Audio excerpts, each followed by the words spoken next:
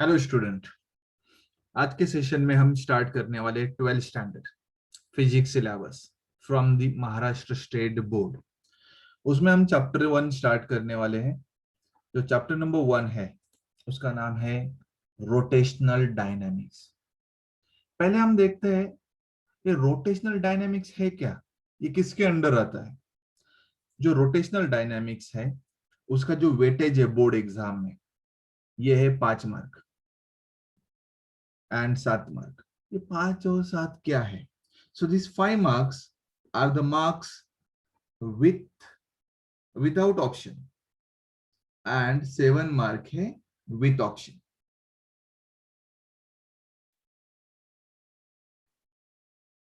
इसके बाद ये जो भी चैप्टर है ये आता है मैकेनिक्स के अंदर। मैकेनिक्स क्या है? Mechanics is the branch of physics that deals with motion. तो इस चैप्टर में हम मोशन लर्न करने वाले, बट कौन सी मोशन? Rotational motion. अभी मैकेनिक्स बेसिकली दो कैटेगरी में हमने डिवाइड किया है, दो पार्ट्स में। उसमें से पहला पार्ट है स्टैटिक्स। ये स्टैटिक्स क्या है?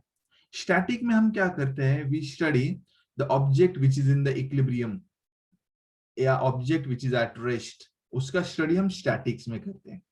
N object which is in motion that we have to learn under this kinetics. ये काइनेटिक्स भी दो पार्ट में हम डिवाइड करने वाले हैं, based on the motion without their cause and motion along with their cause. अगर हम मोशन स्टडी कर रहे हैं विदाउट कंसिडरिंग कॉज तो ये आ जाएगा काइनेमैटिक्स में। अगर हम मोशन स्टडी कर रहे हैं बाय कंसिडरिंग और along with its cause then it is coming dynamics. ये डायनामिक्स में आएगा। तो इसका जो भी है काइनेमैटिक्स, काइनेमैटिक्स में क्या क्या आएगा फिर? यहाँ पे काइनेमैटिक्स में तो हम विदाउट देयर कॉज, तो मोशन किस वजह से हुई है वो हम कंसिडर नहीं करेंगे। तो इसका मतलब है काइनेमैटिक्स में हम मोशन स्टडी करेंगे, यानी मोशन का डिस्प्लेसमेंट, वेलोसिटी क्या है, एक्सेलरेशन क्या है, एक्सेट्रा, वो पैरामीटर हम काइनेमैटिक्स में स्टडी करेंगे। बट डायनामिक्स में क्या आएगा? We have to study here its cause, यानी कितना फोर्स लगाया, कितना एनर्जी दिया हमने, तब जाके मोशन हुआ। So we have to study here the motion with its cause, means force applied, या जो भी हमने टॉर्क अप्लाई किया था, या जो एनर्जी दी थी, वो सब स्टडी करेंगे हम डायनामिक्स में। अभी इस चैप्टर का नाम है रोटेशनल डायनामिक्स। तो यहाँ पे हम रोटेशनल मोशन स्टडी करेंगे along with its cause. Cause का मतलब क्या है? ये रोटेशनल मोशन क्यों हुई। यहाँ पे टॉर्क लर्न करेंगे हम, force related to that rotational motion, ये सारी चीजें इस चैप्टर में हम लर्न करने वाले हैं। इसके बाद कुछ इंट्रोडक्शन में जो आपके टेक्स्ट बुक में कुछ क्वेश्चंस दिए वो देखते हैं। पहला क्वेश्चन है व्हाट इज सर्कुलर मोशन। उससे पहले हमने डायनामिक्स यानी क्या वो तो लर्न किया है। It is what branch of mechanics which deals with study of motion under the action of forces. Now what is circular motion? We already know that a circle and the parts of circle, circumference, radius, center of the circle, that everyone know. Circular motion means the motion of the particle along the circumference of circle. अगर एक particle है जो circumference के along move कर रहा है तो उस motion को हम बोलेंगे circular motion. What is the concept of center of mass? Center of mass concept हमने already ये 11th स्टैंडर्ड में लर्न कर चुके हैं। सो सेंटर ऑफ मास हम शॉर्ट में देखने वाले। यहाँ पे सेंटर ऑफ मास यानी क्या होता है? It's a point at which whole mass of body is supposed to be concentrated, is the centre of mass, and we introduce the centre of mass to study this rotational motion, or in order to apply the Newton's laws of motion to that such kind of rolling motion, we introduce this concept center of mass. Now उसके बाद kinematical equation. Basically 3 kinematical equation हमने last year 11th standard में learn किए थे, but 11th standard हमने translational motion learn की थी। The kinematical equation related to translational motion, the first kinematical equation है v is equal to u plus at। Second kinematical equation आता है s is equal to u t plus half a t square, and तीसरा आता है v square is equal to u square plus 2as। हर एक equation में जो parameters है, यहाँ पे v होता है final velocity, u initial velocity, a acceleration, t होता है टाइम, s यहाँ पे होता है डिस्प्लेसमेंट, और u हमने डिस्कस किया इनिशियल वेलोसिटी, t यानी टाइम, a यानी एक्सलरेशन, अगेन t यानी टाइम। तो सारे पैरामीटर हमने यहाँ पे जो भी इक्वेशन में आ रहे हैं वेरिएबल्स, वो हमने इंट्रोड्यूस किए। अगर वही काइनेमेटिकल इक्वेशन हमें लिखना है रोटेशनल मोशन के लिए तो कैसे लिखेंगे? तो यहाँ पे v होता है फाइनल वेलोसिटी, तो उसे हम फाइनल एंगुलर वेलोसिटी लिख सकते हैं ओमेगा। उसके बाद u आता है इनिशियल वेलोसिटी, तो इनिशियल एंगुलर वेलोसिटी के लिए हम यूज करेंगे ओमेगा 0। a आता है acceleration, means acceleration in translational motion is obviously a linear acceleration. So in rotational motion आएगा angular acceleration, and angular acceleration we represent by alpha. And finally यहाँ पे आता है displacement in translational motion, यहाँ पे आ जाएगा angular displacement which is represented by theta. तो ये इक्वेशन अगर हम लिखेंगे तो यहाँ पे मिल जाता है omega is equal to omega 0 plus alpha t by replacing the corresponding quantities. You can see here we replace these quantities and then we are written the first kinematical equation for the rotational motion. Now the second kinematical equation is theta is equal to omega 0 t plus 1 by 2 alpha t square, and तीसरा आ जाएगा omega square is equal to omega 0 square plus 2 alpha theta. These are the kinematical equations in rotational motion. Now after that आगे वाला एक point discuss करेंगे real and SIDO forces.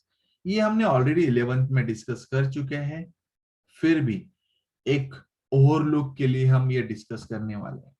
Real forces are what? The real forces are those forces which arises due to actual interaction between object. हमने 4 basic type of the forces learn किए थे, gravitational, electromagnetic, strong nuclear, weak nuclear. जो भी force ये चारों के under आ जाता है उसे हम बोलते हैं real forces, because what ever the force coming under this 4 basic type of the forces are because of the actual interaction. For example, frictional force, gravitational force, many forces we can write here as an example of real forces. Now pseudo कौन सा है? Pseudo force means जो चारों के under नहीं बैठता है, which is not coming due to the actual interaction. That force is the pseudo force. And इस चैप्टर में हम एक pseudo force डिस्कस करने वाले हैं। हम ऐसे भी बोल सकते हैं pseudo force क्यों अराइज होता है? pseudo forces arise because of the change of frame of reference, और हम बोल सकते हैं it is arises because of acceleration of the frame of reference. ठीक है, इस चैप्टर में हम एक pseudo force डिस्कस करने वाले हैं, and that pseudo force is centrifugal force. जब ये आएगा तो और हम इस बारे में डिटेल लर्न करेंगे। नेक्स्ट सर्कुलर मोशन, ये ऑलरेडी हमने जस्ट कवर कर चुके हैं। What exactly mean by the circular motion? So motion along the circumference of circle is the circular motion. आप डायग्राम में देख सकते हैं, a car is moving along the circumference of the circle, so car is performing a circular motion. इसके बहुत सारे और example भी हम दे सकते हैं। पहला एग्जाम्पल है motion of tip of blades of fan is also a circular motion. Motion of merry-go-round is a circular motion. Motion of satellite around the planet is a circular motion. Then motion of hands in a clock is also a circular motion. Many examples we can give. Now let me learn some characteristics of the circular motion. जो पहला characteristic है, it is accelerated motion. Accelerated motion क्यों है ये?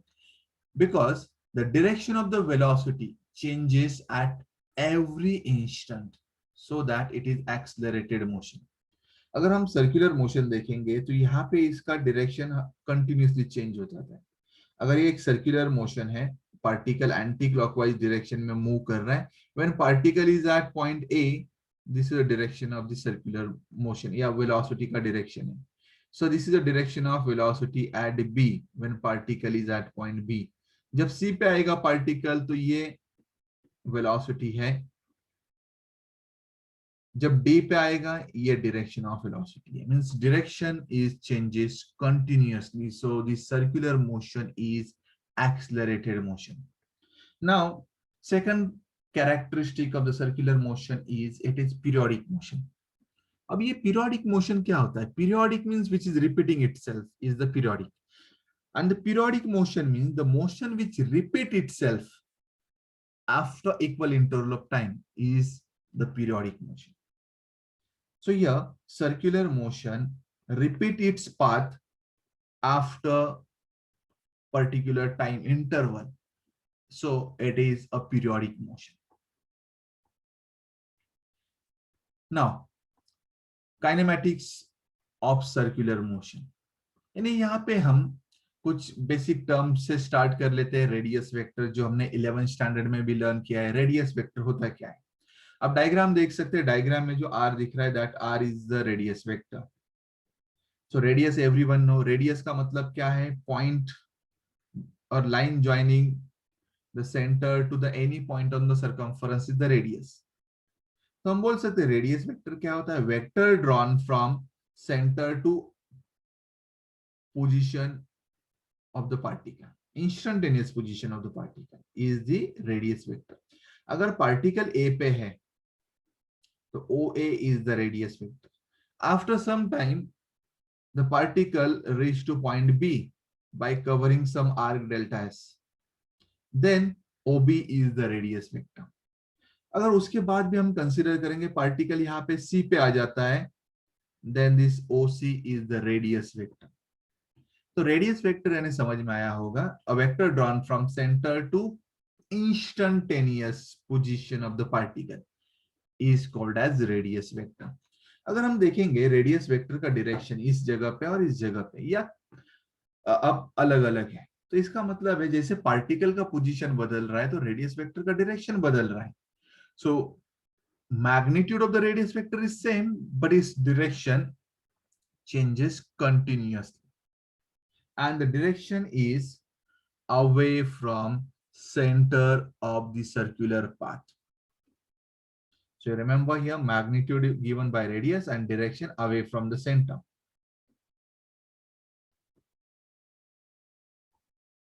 उसके बाद एक basic term है angular displacement. Generally angular displacement हम रिप्रेजेंट करते हैं bye symbol theta. D theta use करते हैं, डेल्टा थीटा भी यूज करते हैं एंगुलर डिस्प्लेसमेंट के लिए. ये डायग्राम में आप देख सकते हैं एंगुलर डिस्प्लेसमेंट दिख सकते हैं. ये रेडियस वेक्टर है OA. जब पार्टिकल बी पे जाएगा तो OB is the radius vector. तो इन दोनों के बीच वाला जो एंगल है that is the angular displacement. तो हम यहाँ पे बोल सकते हैं angle trace by the radius vector. Angle vector A से OB पे जब जाएगा, जो भी एंगल उसने कवर किया है, ट्रेस किया है, that angle is the angular displacement. But यहाँ पे एक टाइम लिमिट है. अगर थोड़ा और ज्यादा टाइम कंसीडर करेंगे तो पार्टिकल बी की जगह सी पे होता है, तो एंगुलर डिस्प्लेसमेंट डिफरेंट होता है. तो angular displacement means angle traced by radius vector in given time is the angular displacement.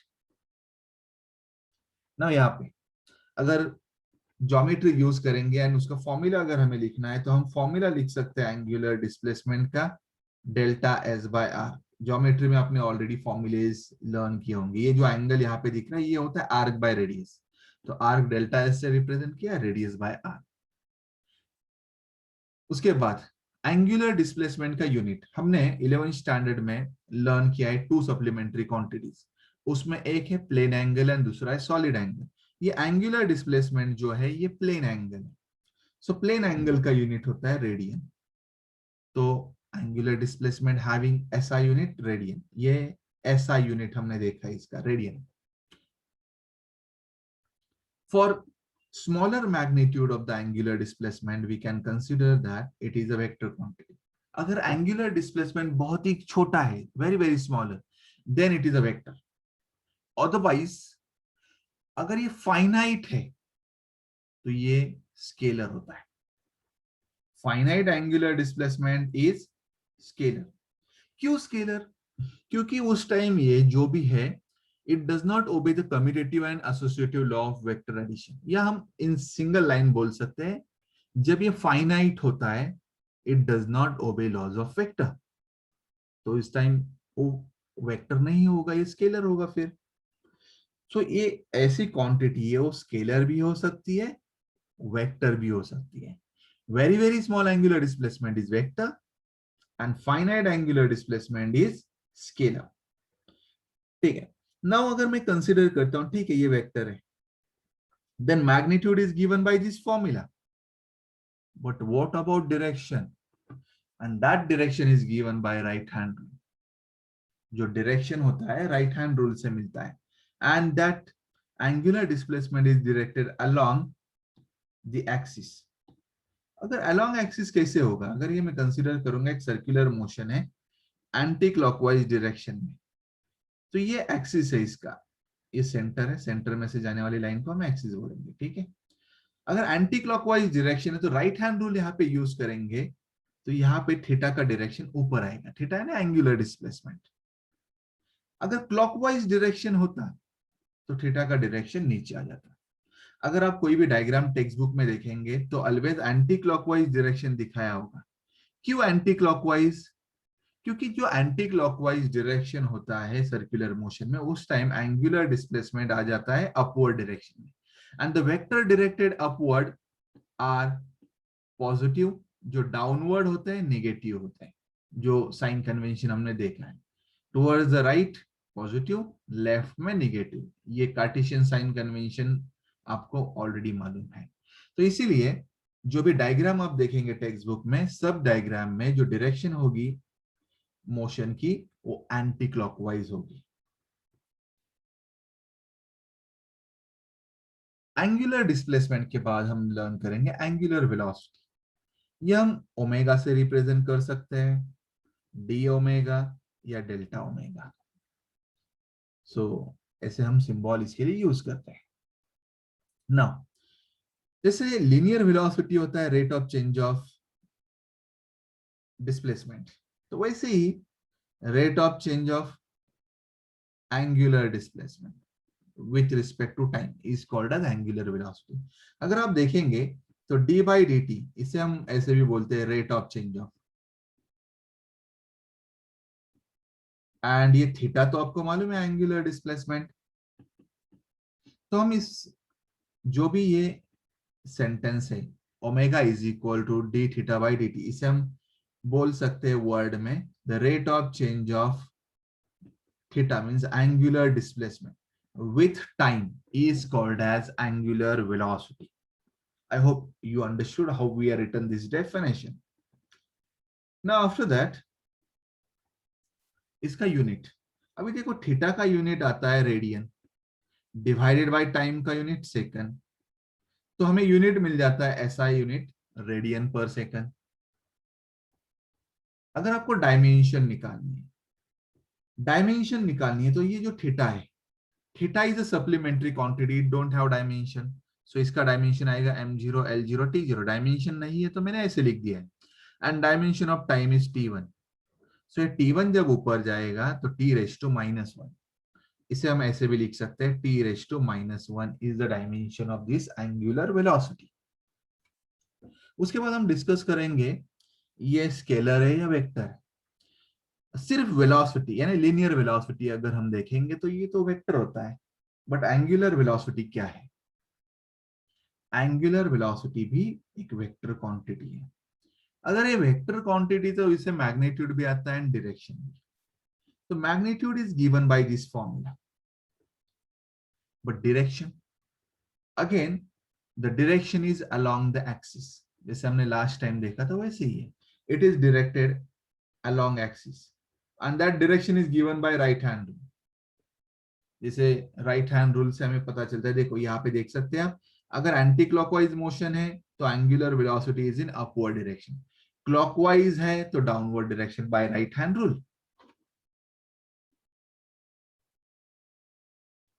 After that angular velocity, next वाला जो टर्म है वो देखने वाले हम, and it is angular acceleration. अब इसे हम अल्फा यूज कर सकते हैं, डी अल्फा या डेल्टा अल्फा, इसमें से कुछ भी यूज कर सकते हैं। ये एंगुलर एक्सेलरेशन होता क्या है, हमने लीनियर एक्सेलरेशन आपको मालूम है, dv by dt, rate of change of linear velocity the linear acceleration. वैसे ही यहाँ पे एंगुलर एक्सेलरेशन का ये फॉर्मूला है d omega by dt। d by dt आपको मालूम है क्या है, rate of change of, omega क्या है, angular velocity. So rate of change of angular velocity with time is called as angular acceleration. You can see this one. Now here we can write unit. Again, अगर unit लिखना है तो इसका unit radian by second divide by second. तो radian by second divide by second ये कितना आएगा, तो ये आएगा radian by second square. So we get SI unit of the angular velocity is radian per second square. Dimension, अभी देखो radian यानी थीटा का यूनिट है, इसे हम ऐसे भी लिख सकते हैं theta by t square. So theta को डायमेंशन नहीं है, टी स्क्वायर ऊपर आएगा तो t raise to minus one, so dimension में t raise to minus two आएगा। सो इसे आप ऐसे भी लिख सकते हैं और t raise to minus two, क्योंकि M raise to zero L zero वो लिखेंगे नहीं लिखेंगे तो सेम ही है। उसके बाद ये स्केलर है या वेक्टर है, ऑब्वियसली ये भी वेक्टर क्वांटिटी है। अगर वेक्टर तो magnitude which is given by this formula, and direction, तो डायरेक्शन अगेन ये होता है along the axis and it is given by right hand rule. ये हम इन सिंपल वर्ड बोल सकते हैं same to the angular velocity and angular displacement. जैसे लास्ट टाइम हमने देखा था, अगर मोशन एंटी क्लॉकवाइज है तो अपवर्ड, क्लॉकवाइज है तो डाउनवर्ड, वैसे ही है। उसके बाद हम देखते हैं लीनियर वेलोसिटी। अभी हमने देखो एंगुलर डिस्प्लेसमेंट देखा, एंगुलर वेलोसिटी देखा, एंगुलर एक्सेलरेशन, क्योंकि ये जो टर्म है रोटेशनल मोशन में आते हैं। अगर मोशन स्ट्रेट लाइन मोशन है तो वहां पे हम यूज करते हैं वेलोसिटी। इससे पहले वाले चैप्टर में हमने या स्टैंडर्ड में हमने यूज किया था वेलोसिटी ओनली, बिकॉज वहां पे हम स्ट्रेट लाइन मोशन लर्न कर रहे थे। For sake of our convenience हमने लीनियर वर्ड यूज नहीं किया था, हमने सिर्फ बोला था वेलोसिटी। बट इतना याद रखो, तो यहाँ पे लीनियर वेलोसिटी का मतलब है velocity related to straight line motion या ट्रांसलेशनल मोशन। एंगुलर वेलोसिटी का मतलब है वो रोटेशनल मोशन वाली वेलोसिटी।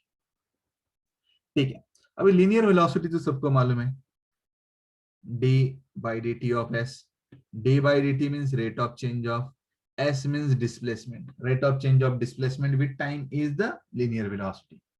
इसका यूनिट आता है मीटर पर सेकंड। उसके बाद यहाँ पे ये भी याद रख सकते इन सर्कुलर मोशन, अगर सर्कुलर मोशन है तो लीनियर वेलोसिटी भी आती है एंड एंगुलर भी। तो linear velocity directed along tangent, इसका मतलब क्या है, अगर एक सर्कुलर मोशन यहाँ पे मैं कंसिडर कर रहा हूं, तो यहाँ पे अगर मैं टैंजेंट निकालता हूं पॉइंट ए पे, ठीक है, तो ये हो गया डायरेक्शन ऑफ लीनियर वेलोसिटी। अगर मैं कंसिडर करूंगा दूसरा कोई और पॉइंट बी पॉइंट, तो ये होगी वेलोसिटी एट बी, मींस उस पॉइंट पे हम टैंजेंट निकालेंगे तो डायरेक्शन ऑफ वेलोसिटी मिल जाती है। तो linear velocity is directed along tangent, that to remember as well as. So इसीलिए हम टैंजेंशियल वेलोसिटी भी बोलते हैं इसे, इस चैप्टर में हम इसे टैंजेंशियल वेलोसिटी बोलेंगे। as well as the acceleration which is directed along the tangent is the tangential acceleration। यहाँ पे acceleration भी होता है तो उसे हम tangential acceleration बोलेंगे। ठीक है, तो आप देख सकते हैं linear acceleration here, dv by dt, rate of change of linear velocity is the linear acceleration। अगर इसका डायरेक्शन along tangent है तो इसे tangential acceleration भी बोल सकते हैं। यहाँ पे सर्कुलर मोशन में दो एक्सेलरेशन आते हैं, पहला है tangential acceleration एंड दूसरा आता है रेडियल एक्सेलरेशन, जो हमने 11th स्टैंडर्ड में ऑलरेडी कवर किया है। ठीक है, अभी दोनों हम थोड़ी देर में देखेंगे। टेंजेंशियल एक्सेलरेशन कितना होता है, क्या फॉर्मूला है, रेडियल एक्सेलरेशन का क्या फॉर्मूला है, वो भी हम थोड़ी देर बाद देखेंगे। ये 11th स्टैंडर्ड में हो चुका है। अभी देखिए, relation between linear and angular velocity. अगर एक linear velocity and angular velocity का रिलेशन देखेंगे तो हमें ये रिलेशन मिल रहा है। अब देख सकते हैं रिलेशन क्या है, v is equal to this r omega. अगर इसे वेक्टर फॉर्म में लिखना है तो हम लिख सकते हैं v bar is equal to omega bar cross r bar. ये ऐसे क्यों लिखा है, अगर ये डायरेक्शन है ओमेगा बार की, ये डायरेक्शन है आर बार की, then v bar is perpendicular to the plane in which this omega bar and r bar is there. So this is direction. So that you remember. ठीक है, उसके बाद relation between linear acceleration and angular acceleration. यहाँ पे relation तो linear acceleration का होता है रेडियस इंटू एंगुलर एक्सेलरेशन। तो हम ऐसे फॉर्मूला लिख सकते हैं a is equal to r alpha. Linear acceleration a से दिखाते हैं, angular by alpha and radius by r. इसको अगर वेक्टर फॉर्म में लिखना है तो ऐसे लिखेंगे, alpha bar cross r bar. ये ए बार का फॉर्मूला होता है लीनियर एक्सेलरेशन। तो ये वेक्टर फॉर्म आप याद रखो। What is the vector form of this linear acceleration formula and linear velocity formula. इसके बाद एक टर्म है पीरियड ऑफ रिवॉल्यूशन। हर साल आप period means what you already learn. Period means a time. Period of revolution means basically time taken by particle. It's a time. Period is a time. Time taken by particle to complete one revolution is the period of revolution. Now, period का जो formula आता है ये आता है 2πr/v। ये कैसे आ गया, अभी देखिए इसके लिए आप ये याद रख सकते हैं, अगर एक सर्कुलर मोशन परफॉर्म कर रहा है कोई पार्टिकल, तो एक रिवॉल्यूशन में कितना डिस्टेंस कवर करता है, सरकमफेरेंस इतना, यानी 2πr। ठीक है, तो अगर मैं वेलोसिटी का फॉर्मूला लिखूंगा डिस्टेंस बाय टाइम, तो एक रिवॉल्यूशन में डिस्टेंस आता है 2πr और एक रिवॉल्यूशन का टाइम होता है पीरियड। तो ये फॉर्मूला मिल गया हमें v का, उसे हमने t के लिए लिखा तो हमें मिल जाता है t is equal to 2πr/v। तो ये हो गया पीरियड का फॉर्मूला जो हमने यहाँ पे यूज किया है। And you know that v is equal to r omega. अभी हमने रिलेशन लर्न किया है, अगर ये v की जगह हम ये सब्स्टिट्यूट करेंगे आर ओमेगा, तो ये आर आर कैंसिल होकर हमें 2π/ओमेगा मिल जाता है। तो ये हो गया यहाँ पे फॉर्मूला पीरियड का। पीरियड का यूनिट तो आपको मालूम है, it's a time, so second. Now frequency of revolution, हम फ्रीक्वेंसी n से रिप्रेजेंट करेंगे यहाँ पे, या आप f से भी यूज कर सकते, small f। The number of revolution perform per unit time is the frequency. तो फ्रीक्वेंसी का फॉर्मूला होता है 1/पीरियड, जो आपको मालूम है, तो ये फॉर्मूला है गया। उसका यूनिट आप लिख सकते हैं SI unit RPS. R for revolution, P for per, S for second. Revolution per second is the unit of frequency, or hertz. Hertz is the SI unit. Generally hertz हम generalise frequency के लिए unit use करते हैं, but इस chapter में it's a revolution, सो आप RPS unit use करेंगे। अगर किसी प्रॉब्लम में अगर दिया है 20 आरपीएम, तो उसको आपको आरपीएस में कन्वर्ट करना है, तो 20/60 करेंगे आप आरपीएस, तो ये एसआई सिस्टम में कन्वर्ट हो जाता है। तो प्रॉब्लम के लिए आप ये भी याद रख सकते हैं। ठीक है, यहाँ पे हमने फ्रीक्वेंसी ऑफ रिवॉल्यूशन भी लर्न किया है। ना कुछ और भी डिस्कस कर सकते हैं यहाँ पे। अगर एक प्रॉब्लम है उसमें आपको दिया है find out angular velocity of second hand.